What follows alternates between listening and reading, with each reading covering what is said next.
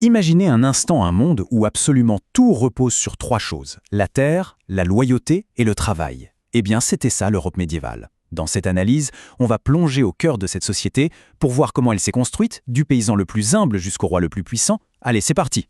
Alors, pour bien saisir cette époque, on va suivre un fil rouge. Tout part d'un changement énorme, une véritable explosion démographique.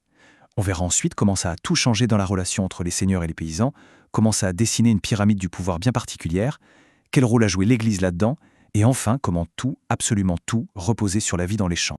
Bon, tout commence avec un événement qui va littéralement redessiner la carte de l'Europe. Mais attention, pas par la guerre, non, par les naissances. C'est une vague humaine qui a complètement changé la donne. Et là, accrochez-vous bien, parce que le chiffre est juste vertigineux pour l'époque. Entre l'an 1000 et l'an 1500, la population en Europe a tout simplement doublé. Oui, doublé. On est passé de 40 à 80 millions de personnes. C'est une véritable explosion. Forcément, cette croissance spectaculaire, ça pose un défi immense. Une question qui va hanter les seigneurs, les paysans, tout le monde pendant des siècles. Mais comment est-ce qu'on va bien pouvoir nourrir tout ce monde? La réponse, en tout cas au début, elle paraissait assez simple. Il faut plus de terre. Et donc les Européens se sont lancés dans une espèce de conquête acharnée contre la nature. Ils ont abattu des forêts immenses pour pouvoir y planter du blé. Le mot-clé qui définit cette période, c'est celui-ci, le défrichement. Et c'est bien plus qu'un terme agricole. C'était une vraie conquête de l'intérieur, un mouvement qui a changé le paysage du continent européen pour toujours. Et c'est là qu'il se passe un truc assez fascinant. Pour attirer des gens, des bras pour travailler ces nouvelles terres, les seigneurs devaient être malins. Ils ont commencé à offrir des avantages, des impôts moins lourds, plus de liberté, et tout ça, ils le mettaient par écrit, dans ce qu'on appelle des chartes de franchise. C'est bien plus qu'un simple contrat. Ce sont les toutes premières bases de droits garantis pour les habitants. Ok, maintenant qu'on a posé le décor, on va zoomer au cœur du système, la seigneurie. C'est vraiment là que tout se joue, dans cette relation essentielle entre le seigneur, celui qui possède la terre, et le paysan, celui qui la travaille.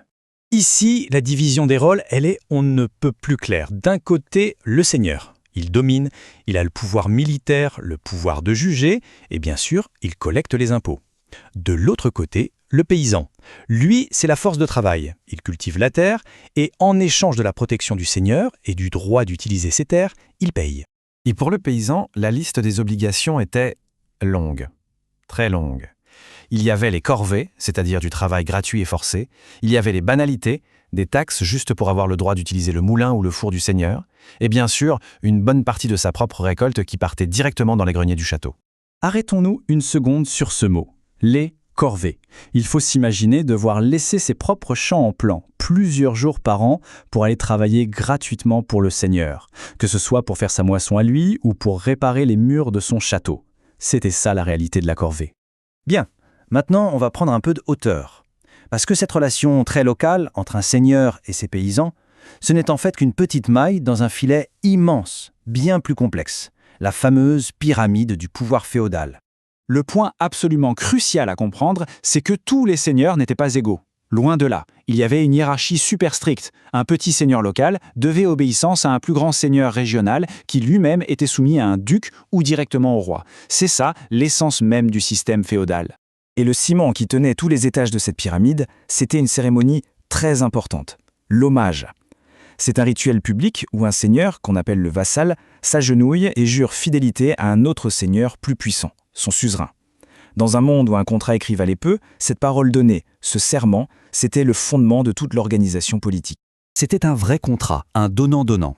Le suzerain, le chef, devait protéger son vassal et lui garantir un territoire à administrer. Et en échange, le vassal lui devait une loyauté totale et une aide militaire si besoin. Et ce territoire qu'on donne au vassal, ça s'appelle un fief. Pour prendre un exemple concret, le roi de France est le suzerain. Il donne la Champagne en fief au comte de Champagne. Le comte devient donc le vassal du roi et lui doit fidélité et service. C'est simple, mais c'est comme ça que tout le royaume tenait. Mais attention, la pyramide des seigneurs n'était pas la seule structure de pouvoir. Il y en avait une autre, une institution immense, richissime et incroyablement influente, qui façonnait la vie de tout le monde. L'Église. Le pouvoir de l'Église était partout. Sur le plan politique et économique, elle possédait d'immenses seigneuries, elle était un seigneur comme les autres.